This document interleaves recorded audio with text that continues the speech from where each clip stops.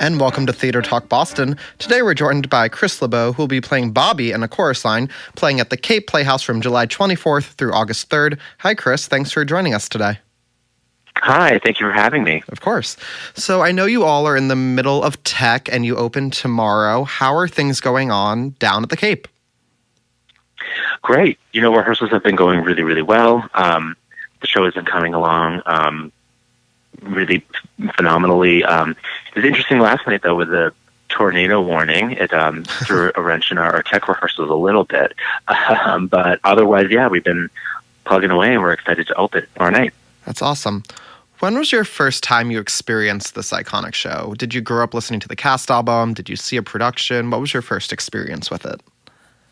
I really didn't actually grow up with this cast recording or much of the material.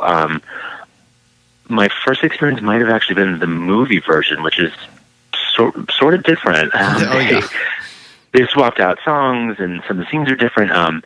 But then I did a sort of review show that where we did a lot of the numbers from the stage version show, and that's when I started to really get to know the stage musical version and start to fall in love with it. But it was my first chance to actually get to be in a full production of A Chorus Line, and it's been pretty amazing.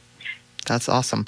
For those who don't know, the rehearsal period for the Cape Playhouse is very quick. You only have 2 weeks down in Manhattan. How was it putting this show together? And if you could just chat a little bit about your cast, because your cast is pretty incredible and very talented. Yeah, they have assembled a really amazing group of people together for this version. Yeah, it's a really quick process. It's 2 weeks to learn and really get everything together, every piece, every detail, every head, so it was a bit daunting. Before I even started rehearsals, I actually tried to do as much research as I could ahead of time of what I knew the choreography would be, because it's such a heavy show on choreography, as you know.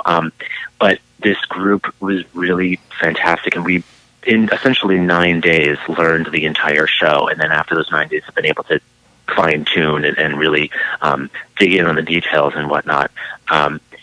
But yeah, it's such an incredible group. I every day I felt like, you know what, I need to be stepping my game up. Everyone around me is learning this so fast.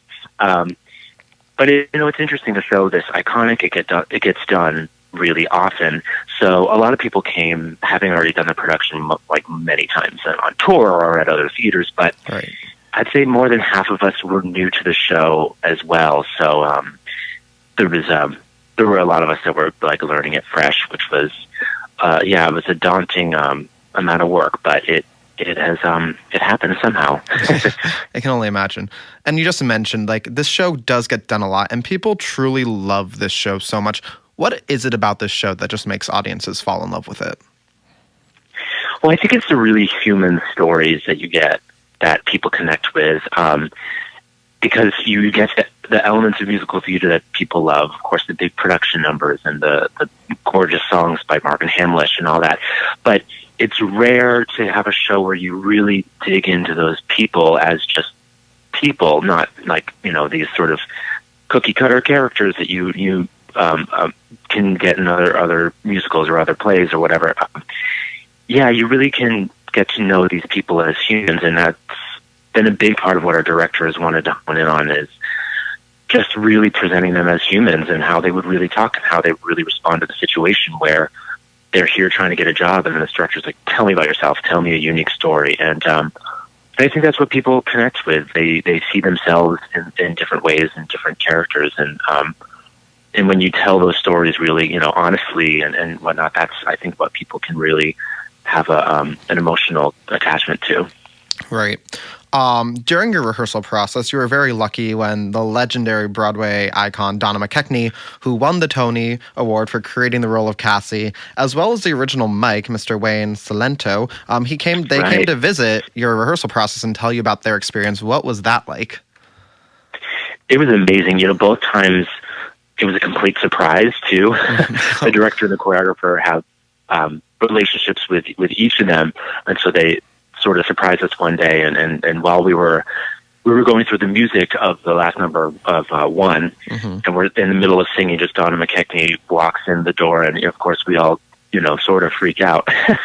It was incredible, though. They were both so generous with their experience with this show, and so kind, and had so many wonderful, nuggets of advice of what makes this show really special, and what can really help tell the story in the best way possible. And Donna McKechnie worked with Sarah Esty, who's our Cassie, and I mean, how incredible to get to work with the woman who really created it.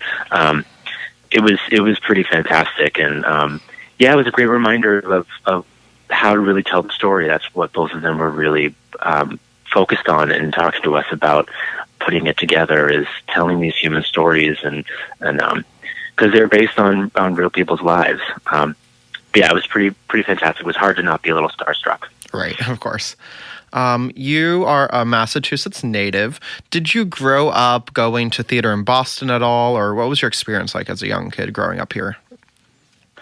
Yeah, we saw shows. We would see the shows in either Providence or in Boston. I remember seeing shows at Regal Music Theater, and then the local high school productions and the town that I grew up in. I was definitely theater loving family. My mom loves music and theater and all that, so she brought me to see all kinds of stuff.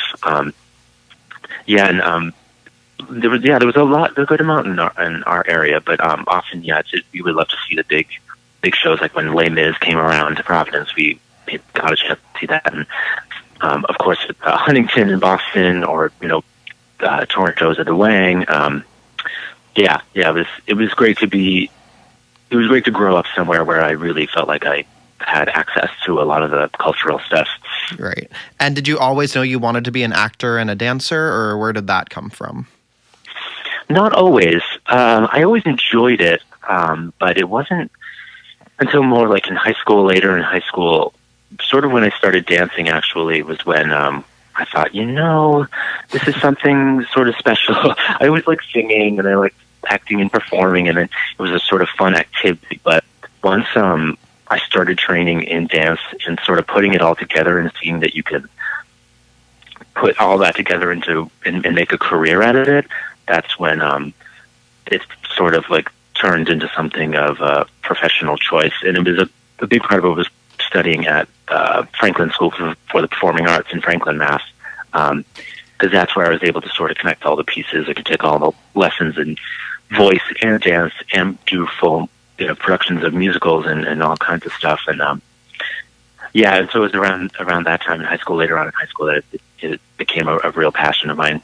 That's great. And if I'm not mistaken, you then went on to Syracuse, right? That's right. Yep. And how was that? Syracuse University. How was that? It was great. It's a great school. It was a great university, but they also have a phenomenal drama department and musical theater department. It was cold while I was there, but it was a great 4 years. Yeah. That's awesome. Looking at your resume, you've played a great number of roles, but are there any you still haven't tackled? Do you have any dream roles you want to do? Oh, that's a good question. I've always loved Into the Woods, that DVD, that original DVD, and I always thought when I got a bit older, if I could be able to play someone like the Baker, like someone, which is a lot different than this normal song and dance stuff that I end up doing, but getting to sink your teeth into something like that, I think would be pretty fantastic. I'm not sure if I'm there yet age-wise, or if it's soon around the corner, but that's always been a role of mine that I thought would be amazing to get to do. That's awesome. And one question we ask all of our guests here on Theater Talk: you've done a lot of shows, you've been on national tours. Do you have any fun on-stage mishap stories where something has gone very, very wrong?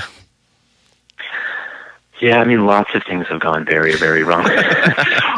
But one time on tour, this was a long time ago, we were in the middle of a show, and I guess a fire alarm had gone off somewhere in the building, and it was our first show in this theater in this city, having toured. But the fire alarm went somewhere, but we didn't hear it, and it triggered the curtain to close. But it was an automatic curtain. It wasn't one where you pull to close it. And so the curtain just really slowly closed on us while we were still doing the scene and not knowing what was going on. So that was pretty great to see everyone else's faces on the stage while a curtain very slowly shuts us down. We were like, "What? Are we closing? Did they not like us? What happened?" That's amazing. Yeah.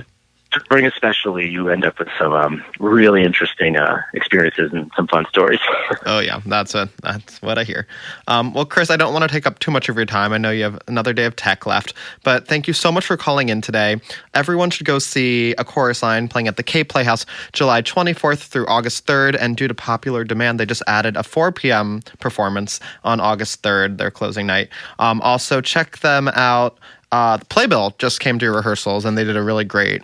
They took some amazing photos, so check out playbill.com if you want to see them. And of course, $25 student rush is available all season long, available by calling or visiting the box office, and get your tickets at capeplayhouse.com. Thank you, Chris, so much, and I can't wait to see the show.